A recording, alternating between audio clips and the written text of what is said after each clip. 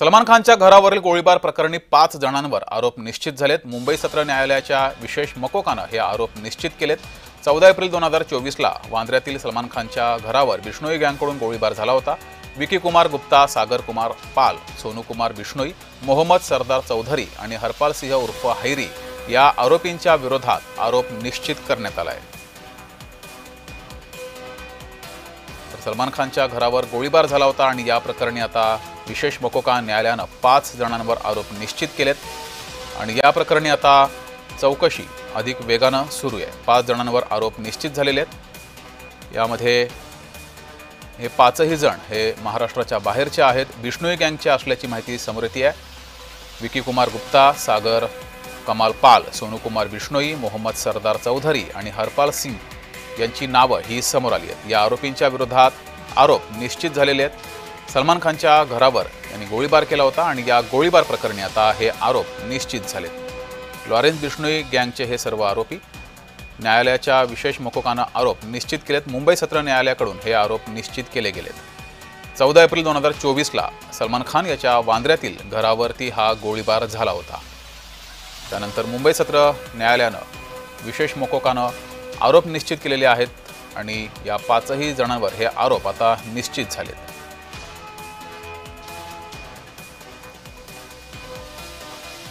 विकी कुमार गुप्ता, सागर कुमार पाल, सोनू कुमार बिश्नोई आणि मोहम्मद सरदार चौधरी, हरपाल सिंह ही नाव आहेत। अधिक माहिती घेऊया, आपल्यासोबत आपल्या प्रतिनिधी ज्योत्स्ना गंगणे जोडलेले आहेत। ज्योत्स्ना, 5 जणांवर आरोप निश्चित झालेले आहेत, आता याच्या पुढे कशी कारवाई असणार आहे?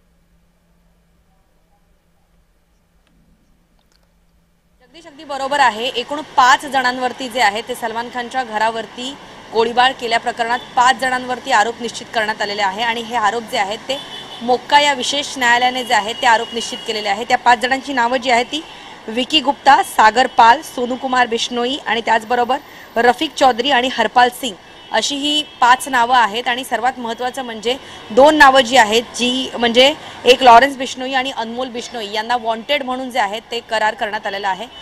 सगळ्यात महत्त्वाचं म्हणजे 7 जणांवरती ही आरोप निश्चिती करण्यात आलेला असून 5 जणांना जे आहे ते आज मोक्का कोर्टाने आरोप निश्चिती केली आणि 2 जणांना वॉन्टेडच्या लिस्टमध्ये टाकलेलं आहे। या 5 जणांना जे आहे ज्यावेळेस कोर्टाच्या जजनी विचारण्यात आलं की तुम्हाला हे आरोप मान्य आहेत का, तेव्हा या 5ही जणांनी हे आरोप मान्य नसल्याचं म्हटलेलं आहे। मात्र पोलिसांकडे आणि त्याचबरोबर तपास यंत्रणेने जे काही पुरावे गोळा केलेले आहेत त्या पुराव्यानुसार CCTV कॅमेरा यांचे फिंगरप्रिंट्स आणि त्याचबरोबर एकूण गाडीचं लोकेशन आणि एकूणच त्यांच्या मोबाईलचं, त्यांच्याकडे असलेल्या इलेक्ट्रॉनिक डिव्हाइसेसचं, लॅपटॉपचं जे काही डेटा मिळालेला आहे त्यानुसार या 5 जणांना आरोपी म्हणून कोर्टात सादर करण्यात आलेलं होतं।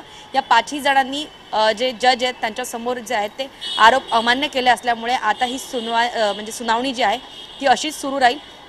मात्र सलमान खानच्या घरावरती गोळीबार करणारे लॉरेन्स बिश्नोई याला वॉन्टेड करार दिल्यामुळे अजूनही एक मोठा पुरावा जो आहे, एक मोठा आरोपी जो आहे तो फरार असल्यामुळे या 5वरती नेमकं आता न्यायालय काय शिक्षा सुनावेल याकडे सर्वांचं लक्ष असेलच। मात्र मुंबईमध्ये अशा प्रकारचा गोळीबार होणं, ते पण इतक्या VIP सलमान खान सारख्या ज्यांना सुरक्षा व्यवस्था जी असते ती चोखपणे असते, असं असून सुद्धा जर अगदी पहाटे येऊन जर जे आहे ते 14 एप्रिलला हा गुन्हा घडला होता आणि येऊन जे आहे ते अशा प्रकारचा गोळीबार होत असेल तर मात्र ही खरोखर मुंबई सुरक्षित आहे का याच्यावरती सुद्धा प्रश्नचिन्ह उपस्थित होतोय। कारण आपल्याला माहिती आहे की सलमान खानवरती जो गोळीबार करण्यात आलेला, म्हणजे सलमान खानच्या घरावरती जो गोळीबार करण्यात आलेला होता त्यानंतर सलमान खानच्या घराच्या म्हणजे सलमान खानची सुरक्षा व्यवस्था तर वाढवलीच होती, सलमान खानच्या जे कुटुंबातले सदस्य जे आहेत त्यांची सुद्धा सुरक्षा व्यवस्था वाढवण्यात आलेली होती। त्याचबरोबर सलमान खानच्या ज्या घराच्या खिडकीवरती हा गोळीबार करण्यात आलेला होता त्या घराच्या आसपास सुद्धा जे आहे ते आता जाळी लावण्यात आलेली आहे, वॉटर जे आहे ते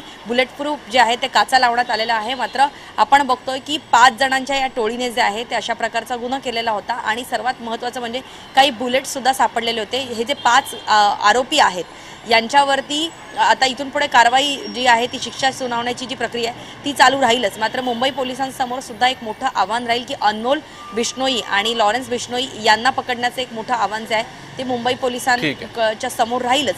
मात्र आपण दुसरीकडे बघतोय की यामध्ये सलमान खानला फक्त धमकी देण्याचा प्रकार होता की सलमान खानच्या नाव म्हणजे सलमान खानला मारण्याचा हा कट होता, त्याच्या विरोधात काही सुपारी घेतली होती का, याचा सुद्धा तपास जो आहे तो पोलीस करत आहेत. कारण ठीक आहे. अनेक वेळा आपण बघतोय की बॉलिवूड कलाकार असो किंवा VIP लोक असो त्यांच्यावरती अशा प्रकारचे हल्ले होत असतात. मात्र अनेकदा हे हल्ले जे आहेत ते घाबरवण्यासाठी आणि खंडणी वसूल करण्यासाठी सुद्धा होत असतात. ठीक आहे. धन्यवाद ज्योत्स्ना दिलेल्या माहितीबद्दल.